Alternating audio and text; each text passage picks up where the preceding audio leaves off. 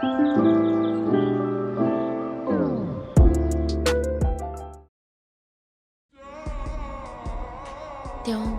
जैसे ही चूहे मारने की दवाई खाता है, उसके कुछ समय बाद उसका असर त्यों के ऊपर दिखने लगता है। त्यों के गले में जलन होने लगती है और वो छटपटाने लगता है। त्यों वही तड़प रहा होता है। Hello Army, this is a part 5 of Desires of the Soul. This beautiful story is my favorite. Okay Army, मैं जानती हूँ बहुत लेट हो गया है, मुझे थोड़ा काम था तो मुझे थोड़ा बाहर जाना पड़ गया था, तो सॉरी फॉर दैट कि बहुत ज़्यादा लेट हो गया है। मैं पूरी कोशिश करूँगी कि नेक्स्ट पार्ट में जल्दी अपलोड करूँगी।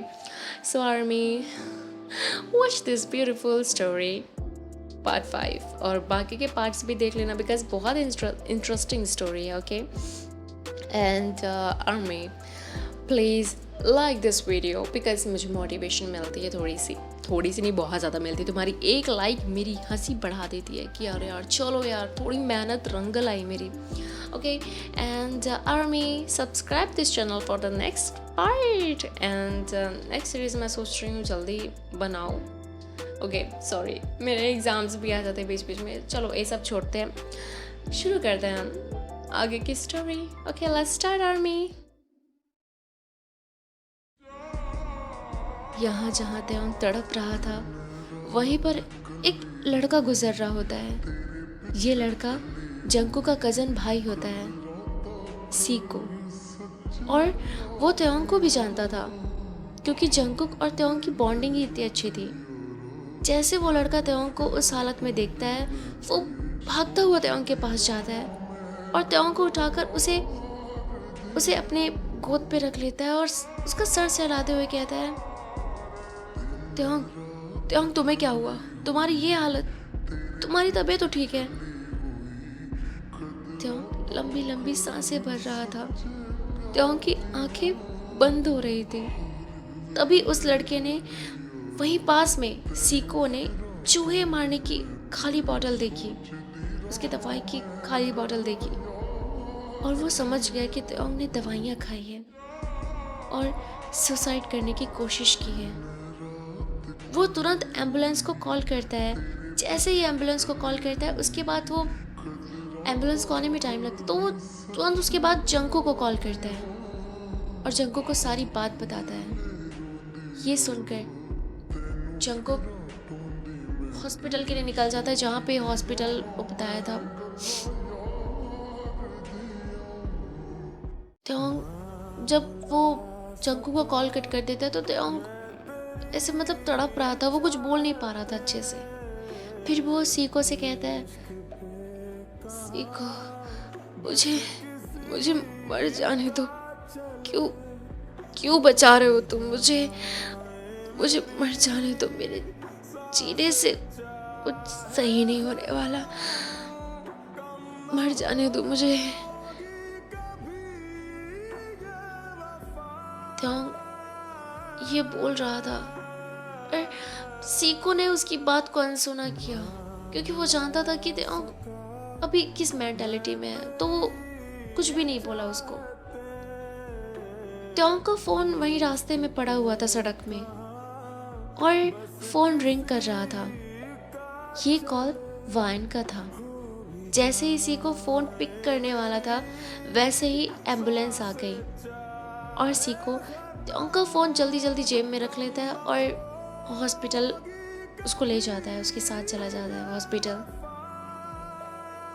यहाँ दूसरी तरफ वाइन परेशान थी कि त्यों उसका कॉल क्यों नहीं पिक कर रहे हैं, वो ठीक तो है या कोई बात है।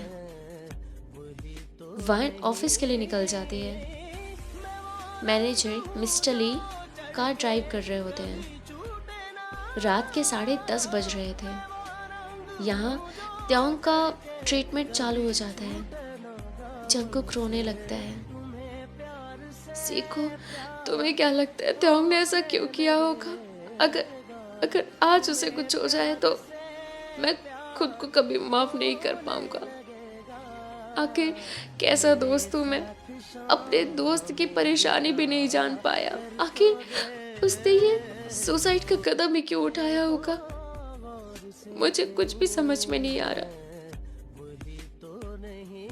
जंकुक जोर जोर से रोने लगता है और सीको जंकुक को गले लगा लेता है। मैं जानता हूँ जंकुक कि तुम्हें बहुत बुरा लग रहा है, पर त्योंग ठीक हो जाएगा, चिंता मत करो। यहाँ पे सीको जंकुक को ये सब बोल ही रहा था कि तभी त्योंग का फोन दोबारा रिंग करने लगता है और सीको अपने जेब से त्योंग का फोन निकालता है तो जंकुक उसका फोन ले लेता है और देखता है कि ये कॉल वायन का था। जंकुक कॉल मतलब देखता है उसका तो सोचता है इस टाइम पे वायन त्योंग को कॉल क्यों कर रही है। जंकुक कॉल पिक करता है। हेलो तय, कितने टाइम से कॉल कर रही हो, तुम्हें कर क्या रहे हो तुम? सो गए थे क्या? कोई परेशानी तो नहीं? मैं जब भी तुम्हें कॉल करती हूँ तुम ऐसे क्यों करते हो? और तुम कहाँ पे हो मुझे बताओ अभी। हेलो। जंकुक चुप था, एकदम चुप, कुछ भी नहीं बोल रहा था। हेलो त्योंग, हेलो तय, हेलो, कुछ तो बोलो, तुम्हें सुनाई तो दे रहा है मैं क्या कह रही हूँ। हेलो। जंकुक स्टिल चुपचाप था और चुपचाप वो फोन कट कर देता है।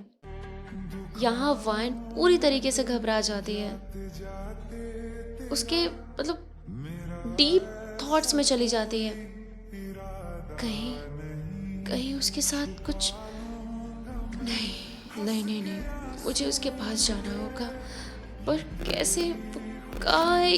कुछ बताया भी तो नहीं उसने, मैं उसे कहाँ ढूंढूंगी? फिर वान को आइडिया आता है कि वो उसका नंबर ट्रैक करेगी, तो वान त्योंग का नंबर ट्रैक करके देखती है। हॉस्पिटल का लोकेशन तय, और हॉस्पिटल में मुझे लगा ही था कुछ गड़बड़ है। वो तय हॉस्पिटल में क्यों? अब वाइन की सांसें तेज हो जाती है और वो मैनेजर को लेकर, मिस्टर ली को लेकर उसका हॉस्पिटल का एड्रेस देती है और मिस्टर ली सोचता है कि हॉस्पिटल क्यों जा रहे हैं, फिर भी वो वाइन बोल रही थी तो वो चल देता है। यहाँ जंकुक अभी भी सोच में पड़ा हुआ था, पता नहीं क्यों, लेकिन जंकुक की आंखों में एक अलग सी ही नाराजगी थी। त्योंग का इलाज हो रहा था, डॉक्टर्स त्योंग को बचाने की पूरी कोशिश कर रहे थे, पर जहर बॉडी में फैल चुका था। 10 मिनट बाद वाइन उस लोकेशन पर पहुंच जाती है और गाड़ी से उतरकर हॉस्पिटल के अंदर दौड़ कर जाती है। मिस्टर ली भी वाइन के पीछे पीछे भागने लगता है। वाइन रिसेप्शन में पूछती है और त्योंग के जहाँ पे ट्रीटमेंट होता है उसके वहाँ पे उसके रूम के पास जाकर खड़ी हो जाती है, पहुंच जाती है वहाँ पे। और जब वो जंकुक को वहाँ पे देखती है, तुम त्योंग के दोस्त हो ना? त्योंग कहाँ पे है? जंकुक कमरे की तरफ इशारा करता है पर कुछ कहता नहीं है। सीको वाइन को सारी बात बताता है। उसकी बातें सुनकर वाइन के पैर लड़खड़ाने लगते हैं, पर मिस्टर ली वाइन को संभाल कर चेयर पर बिठाता है। मिस्टर ली जंकुक की आंखों को नोटिस करता है और उसे साफ साफ जंकुक की आंखों में जलन दिख रही थी। मिस्टर ली तो पहले से ही वाइन का दीवाना था और यहाँ जंकुक के मन में भी वाइन के लिए पहले से ही बहुत कुछ था। आर्मी, जैसा कि हमने पहले देखा था, अगर आपने पहला पार्ट देखा हो तो आपको याद होगा कि जंकुक को वाइन पे क्रश था, लेकिन जंकुक जो था वो यूरी के साथ रहता था, मतलब एक बॉयफ्रेंड गर्लफ्रेंड वाला वो था। और जंकुक उससे अटैच में इसलिए था, यूरी के साथ अटैच में इसलिए था, सॉरी अगर वाइन बोल दी बीच में, तो जंकुक और यूरी मतलब वाइन की बहन छोटी वाली, वो दोनों कॉलेज में पढ़ते थे। जंकुक का कॉलेज तो पूरा हो गया था, वो उसका सीनियर था इसलिए उसका कंप्लीट हो गया था और वो जॉब खोज रहा था, तो उसी में मतलब पार्ट तो देखा होगा तुमने यार, प्लीज पार्ट देख लिया करो, ओके। तो जंगकुक को क्रश था वाइन के ऊपर, एंड इसी कारण वो यूरी के साथ था ताकि थोड़ा सा वाइन के थोड़ा सा अटैच में वो हो सके। यहाँ जंगकुक भी बहुत उसको पसंद करता था, यहाँ मिस्टर ली भी उसको बहुत पसंद करता था, लेकिन हमारी वाइन, हमारे प्यारे से तैको, ओके। ये था एक्सप्लेनेशन, ओके। एंड आगे देखते हैं। मिस्टर ली धीरे से जंगकुक के बगल में जाकर खड़ा हो जाता है। बेचारी मिस वायन, देखो तो कितनी परेशान है, मैंने तो कभी उन्हें इतना परेशान देखा ही नहीं। जंगकुक मिस्टर ली की बात सुनकर उसे घूरने लगता है। मिस्टर ली आगे मुंह बनाता हुआ कहता है, आखिर परेशान हो भी क्यों ना, दोनों के बीच इतना प्यार जो है। जंगकुक मिस्टर ली का हाथ कसकर पकड़कर कोने में ले जाता है और मिस्टर ली का कॉलर पकड़कर कहता है, क्या बकवास कर रहे थे तुम वहां पे, हाँ? मिस्टर ली हंसने लगता है। अरे रे रे रे मिस्टर, तुम्हें इतना गुस्सा क्यों आ रहा है? तुम तो के दोस्त हो ना, तुम्हें उसने कुछ बताया नहीं क्या? जंगकुक दांत पीसते हुए कहता है, जो बक रहे हो वो साफ साफ बको। मिस्टर ली जंगकुक के कंधे पर हाथ रखता है, एक थोड़ी सी टोट टाइप की हाथ रखा था उसके ऊपर। मुझे बहुत बुरा लगा कि तुम्हें तुम्हारे दोस्त के बारे में इतनी बड़ी बात नहीं पता। कोई बात नहीं, मैं ही बता देता हूँ। तो बात सिर्फ इतनी सी है कि त्योंग और मिस वाइन दोनों रिलेशन में हैं। दोनों एक दूसरे से हंसों के जोड़े की तरह प्यार करते हैं, मर मिटने टाइप का। जंगकुक ये सुनते ही फ्रीज हो जाता है और उसकी आंखों से आंसू की बूंदें गिरने लगती है। मिस्टर ली का यही इरादा था कि वो जंगकुक को ये सब बताकर त्योंग और वैन के रिश्ते के खिलाफ कर दे, ताकि जंगकुक उन दोनों को अलग करने की कोशिश करे और बाद में मिस्टर ली जंगकुक को रास्ते से हटाकर खुद वैन के साथ कमिटेड हो सके। जंगकुक गुस्से में हॉस्पिटल से ही चला जाता है क्योंकि उसे लगता था कि त्योंग ने वैन को उससे छीन लिया है। यहाँ दूसरी तरफ यूरी त्योंग का इंतजार करते करते गुस्से में आ जाती है और वो उस वीडियो को त्योंग के मॉम डैड को भेजने ही वाली थी कि उसके फोन में जंगकुक का कॉल आता है। मैंने आर्मी पहले ही बताया था कि जंगकुक और यूरी दोनों अटैच में थे, मतलब रोमांस पार्टनर थे। वो लोग BFGF की तरह थे, उन लोगों के बीच प्यार व्यार नहीं था। घूमते फिरते थे, साथ में क्लब जाते थे, मस्ती करते थे, सब था, ठीक है। तो यूरी जंगकुक का कॉल पिक करके कहती है, अब तुम्हें क्या हुआ जंगकुक, इतनी रात को कॉल क्यों किया तुमने? जंगकुक यूरी को मिलने के लिए बुलाता है। जंगकुक यूरी का होटल में इंतजार कर रहा था। यूरी जंगकुक के साथ, मतलब जंगकुक के पास पहुंच जाती है। यूरी, तुमने इतनी रात को इतनी अर्जेंटली क्यों बुलाया? कोई बात है क्या? फोन पे भी तो बता सकते थे अगर कोई बात थी तो। जंगकुक यूरी का हाथ पकड़कर कहता है, यूरी मैं जानता हूँ कि हम दोनों बस कॉलेज के एक रोमांस पार्टनर हैं, हमारे बीच प्यार नहीं है, पर मैं हमेशा से किसी से प्यार करता हूँ, सच्चे दिल से। यूरी त्योंग का हाथ झटक देती है। देखो जंगकुक, ये प्यार व्यार की फालतू बात है ना, तुम मुझसे मत किया करो please, it's irritates me. Yuri मैं जानता हूँ तुम्हें सारी बातें बकवास लगती है, पर आज मैं तुम्हें बताना चाहता हूँ कि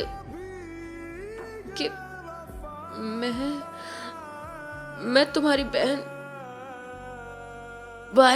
वाइन से बहुत प्यार करता हूँ।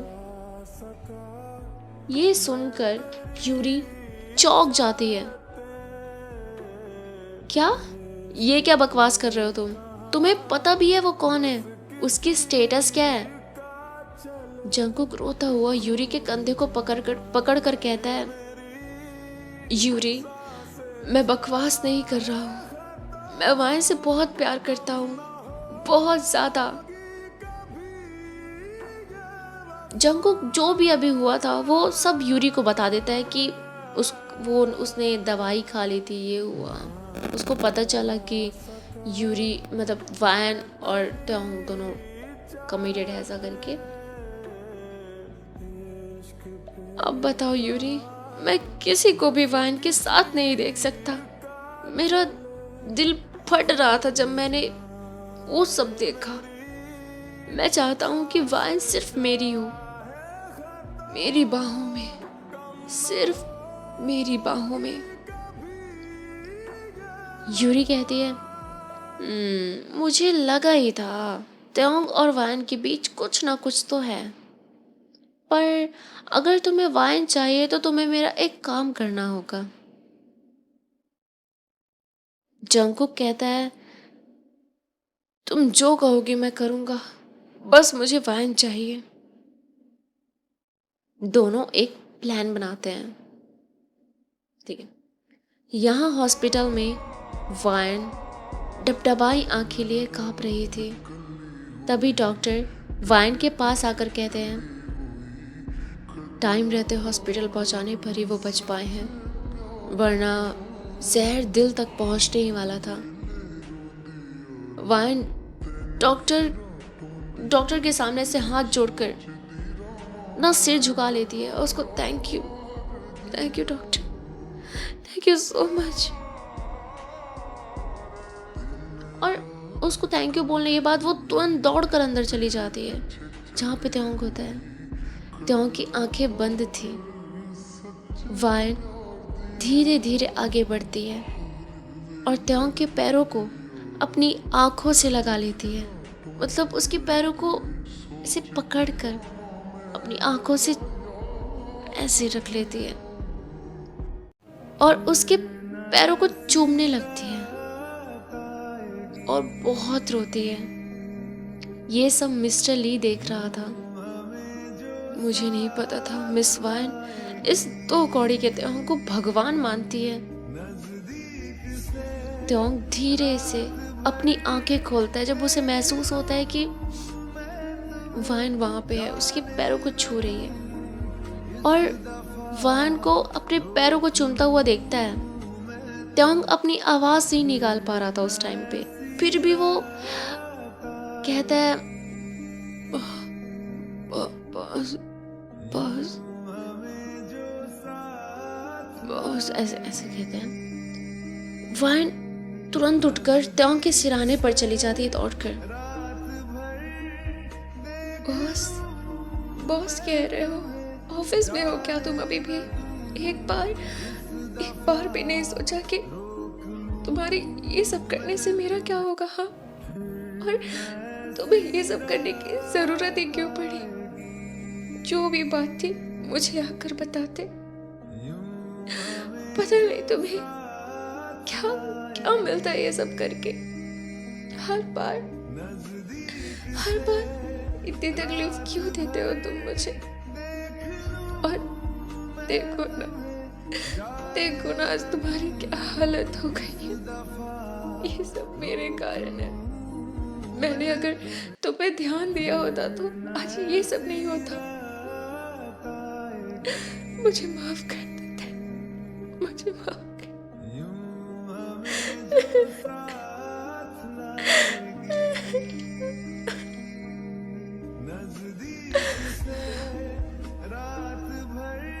ये सब सुनकर त्योंग की आंखों से आंसू गिरने लगते हैं।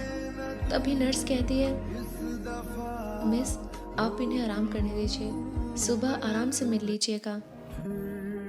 वाइन रोते हुए कहती है, नर्स आई कैन अंडरस्टैंड, पर क्या मैं यही रह जाऊं? मतलब मैं तेरे को बिल्कुल परेशान नहीं करूंगी, उसके पास भी नहीं आऊंगी। मैं यहाँ चुपचाप बैठ जाऊंगी कोने में, पर मुझे यहाँ से नहीं जाना। मुझे यहाँ रहने दे, मुझे यहाँ से नहीं जाना।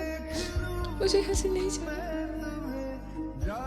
त्योंग कुछ बोल नहीं पा रहा था क्योंकि उसके गले में जलन थी, पर वो सब सुन रहा था और उसके दिल में एक खलबली सी मस्ती कि यार क्यों क्यों उसने एक कदम उठाया बिना वाइन के बारे में सोचे कि वाइन का क्या होगा। तभी मिस्टर ली भी ये सब सुनकर उदास हो जाता है क्योंकि वो वाइन को तकलीफ में नहीं देख सकता था। मिस्टर ली वाइन को जबरदस्ती खींचकर बाहर ले आता है। बॉस, अपने आप को संभालिए, वो अब ठीक है, कल हम वापस आएंगे, अभी चलिए। वाइन मिस्टर ली को कहती है, मैं कहीं नहीं जाऊंगी, मैं यहीं रहूंगी, तुम्हें जाना है तुम जाओ, जब तक वो पूरी तरीके से ठीक नहीं हो जाएगा मैं कहीं नहीं जाऊंगी, मैं उसे लेकर जाऊंगी यहाँ से। ये बोलकर वाइन बाहर ही बैठकर सुबह होने का इंतजार करने लगती है। मिस्टर ली भी कुछ नहीं कर सका और वो भी वहीं पर बैठ गया। इसी तरह रात तो बीत गई, पर वाइन की आंखें इसी आस में थी कि कब उसे त्योंग से मिलने दिया जाएगा। वहीं मिस्टर ली भी वाइन को रात भर उस हालत में देखकर ठान लेता है कि वो त्योंग से वाइन को छीन कर ही रहेगा। मिस्टर ली को ऐसा लग रहा था कि वाइन अगर किसी से प्यार कर सकती तो इस हद तक प्यार कर सकती, तो ये सारा प्यार ना मिस्टर ली को चाहिए, उस त्योंग को नहीं। तो ये सब मिस्टर ली के दिमाग में चलता है कि वो वाइन का प्यार चाहता है, उसे चाहिए ही चाहिए। वाइन जैसे ही डॉक्टर को त्योंग के पास अंदर जाते हुए देखती है तो वो भी खड़े हो जाते हैं क्योंकि वाइन जो थी बाहर इंतज़ार कर रही थी। नर्स ने उसे कहा था कि बाहर वेट करिए, नहीं तो ये आपको देख देख के परेशान होते रहेंगे, ऐसा करिए। तो वो बाहर ही थी। तो जब डॉक्टर अंदर जाता है ना तो वाइन भी तुरंत उसके पीछे पीछे चली जाती है, अंदर घुस जाती है। नर्स ने त्योंग को नींद का इंजेक्शन दिया था ताकि वो अच्छे से सो सके, क्योंकि वो बस रो ही जा रहा था, रो ही जा रहा था, उसकी आंसू बंद नहीं हो रहा था, उसका कंटिन्यूअसली वो रो रहा था। इसलिए नर्स ने उसे रात में ही दे दिया था इंजेक्शन और उसी के कारण वो सो गया था, और ज़्यादा दे दिया था तो अभी भी वो सो ही रहा था। डॉक्टर त्योंग का चेकअप करते हैं और बताते हैं कि त्योंग अब उस जहर से पूरी तरीके से रिकवर हो चुका है। तब वाइन की जान में जान आती है। वाइन डॉक्टर से पूछती है, डॉक्टर क्या मैं त्योंग से बात कर सकती हूँ, क्या मैं उसे ले जा सकती हूँ? डॉक्टर कहते हैं, मिस वाइन आप इन्हें ले जा सकती हैं, पर शाम तक, अभी इन्हें प्रॉपर रेस्ट लेने दीजिए। इसके बाद वाइन मिस्टर ली को जाने को कह देती है और कहती है कि मिस्टर ली आप जाकर आराम कीजिए, मैं जानती हूँ रात भर मेरे कारण आप भी परेशान हुए हैं और अभी काम करने का मेरा बिल्कुल दिल नहीं है, मैं यहीं रहूँगी और आप भी जाकर आराम कीजिए। ऑफिस का सारा काम यूरी देख लेगी, वैसे भी इतना तो सीख ही चुकी है कि ऑफिस संभाल सके एक दिन के लिए। तो मिस्टर ली मना नहीं कर पाता, क्योंकि वो मना करता तो आर्ग्यू टाइप लगता, तो बोलता है ठीक है ऐसे करके ना, फिर वो चला जाता है। यहाँ वाइन हॉस्पिटल में ही रुकती है और शाम होने का वेट करती है। शाम के वक्त त्योंग अभी भी इंजेक्शन की वजह से सोया हुआ था, पर शाम के 5 बज रहे थे और धीरे से त्योंग आंखें खोलता है और देखता है कि वाइन उसके पैरों को पकड़कर सोई हुई थी, उसके तलवों को ऐसे जकड़ के अपने उसी में सर रख के सोई हुई थी। त्योंग वाइन को ऐसे अपने पैरों में सोता हुआ देखकर तुरंत उठकर बैठ जाता है। उसको झटका लगता है कि यार तुम ऐसे क्यों। तब वाइन की भी आंखें खुल जाती कि ये क्या है, तो फिर उसकी आंखें झट से खुल जाती है वाइन की भी। तय तुम ठीक तो हो? क्या हुआ? नर्स नर्स नर्स देखो मेरे तय को क्या हुआ, इधर आओ जल्दी। तय तुम ठीक तो हो ना? तुम्हें कुछ हुआ क्या? तुम ठीक तो हो ना? नर्स तुरंत दौड़ कर आती है और चेकअप करके कहती है कि सब तो ठीक है, शायद ही आपको देखकर ऐसे कर रहे हैं। तब वाइन त्योंग के चेहरे को प्यार से पकड़ती है उसको ऐसे, बाद से सब कुछ सही होगा, सब कुछ सही होगा तय आज के बाद। आई प्रॉमिस यू, मैं प्रॉमिस करती हूँ कि अब से तुम्हें ऐसी कोई तकलीफ नहीं होगी जिससे ऐसी सिचुएशंस दोबारा क्रिएट हो। ये बोलकर वान त्योंग के माथे को प्यार से चूम लेती है और त्योंग भी वान को जोर से गले लगा लेता है। फिर वान त्योंग को गाड़ी में बिठाकर सीधा त्योंग के घर जाती है उसे लेकर। त्योंग के गले में दर्द था और वो बहुत अटक अटक के बोल रहा था, मतलब बोल ही नहीं पा रहा था। वो तो हल्के हल्के से शब्द उसके निकल रहे थे, जानबूझ के वो निकाल रहा था तब निकल रहे थे, नहीं तो निकल ही नहीं रहे थे शब्द। तो वाहन जो थी उसके घर के सामने ही गाड़ी रोक देती है और उसका हाथ पकड़कर उसे उतारने लगती है। वो कहता है कि अटक अटक के एकदम कहता है कि बॉस इस हालत में वो कह रहा होता है कि बॉस मैं इस हालत में यहाँ, मतलब उसे चिंता थी कि उसकी जो सिचुएशन है अभी उससे उसके मॉम डैड का क्या रिएक्शन होगा। मतलब वो तो कुछ बोल नहीं पा रहा था, एक तो मतलब नॉर्मली था, खड़े हो पा रहा था, चल पा रहा था, मतलब चल ही पा रहा था, एकदम वैसा नहीं था कि जैसे नॉर्मली इंसान होता है। अब जिस तरीके से वो पॉइजन का डोज था उस तरीके से थोड़ा शरीर तो रिएक्ट करेगा। तो वो सोच में पड़ता है कि वो यहाँ उसे क्यों लेकर आई है, उसे तो किसी सेफ जगह पे लेके जाना चाहिए जहाँ किसी को पता ना चले। वान त्योंग का हाथ ऐसे कसकर पकड़ लेते जैसे कि मैं हूँ, ऐसा वाला हाथ पकड़ लेती है और उसके घर के अंदर त्योंग को लेकर जाती है। उसके मॉम डैड देखते हैं दोनों को साथ में आर्मी। सो ये पार्ट मैं यहीं तक रखती हूँ। नेक्स्ट पार्ट में हम देखेंगे कि आखिर वान त्योंग को इस हालत में उसके घर क्यों लेकर गई। मतलब सीरियसली कि वो उसको कहीं सेफ जगह पे लेके जा सकती थी कि जिससे उसके मॉम डैड को भी परेशानी ना हो, त्योंग को भी ज़्यादा वो मत हो, पैनिक मत हो कि यार उसके मम्मी पापा को पता चल गया कि वो ये कदम उठाया था, ये किया था, वो किया था। तो क्यों लेके गई वान उसको वहाँ पे। सो ये इंटरेस्टिंग सा जो चैप्टर है इसको हम पार्ट 6 में देखेंगे। सॉरी फॉर दैट कि बहुत ज़्यादा लेट वीडियो हो गई है। मुझे ना मेरे माँ बाप ज़बरदस्ती पकड़ के गांव लेके गए थे और गांव में ऐसा लेके गए थे कि मेरे को 10-15 दिन के बाद ही लेके आए वहाँ से। सो मैंने स्टोरी भी नहीं क्रिएट की थी, मतलब लिखी भी नहीं थी, पार्ट भी नहीं बनाई थी,